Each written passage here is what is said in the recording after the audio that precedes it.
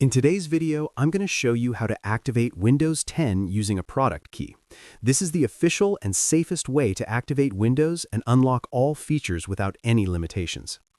Let's get started. First, click on the Start menu and open Settings. From the Settings window, click on Update and Security. Next, select Activation from the left-hand menu. Here, you'll see your current activation status. If Windows is not activated, you'll see a message asking for a product key. Now, click on Change Product Key. A new window will pop up. Carefully enter your 25-character Windows product key in this format with hyphens included. Once you've entered the key, click Next, then select Activate. Windows will now connect to Microsoft's servers to verify and activate your copy. If the key is valid and you're connected to the internet, activation should complete within a few moments. After that, you'll see a confirmation message saying Windows is activated. If activation doesn't work right away, double-check that the key was typed correctly and make sure your internet connection is stable. You can also restart your computer and try again.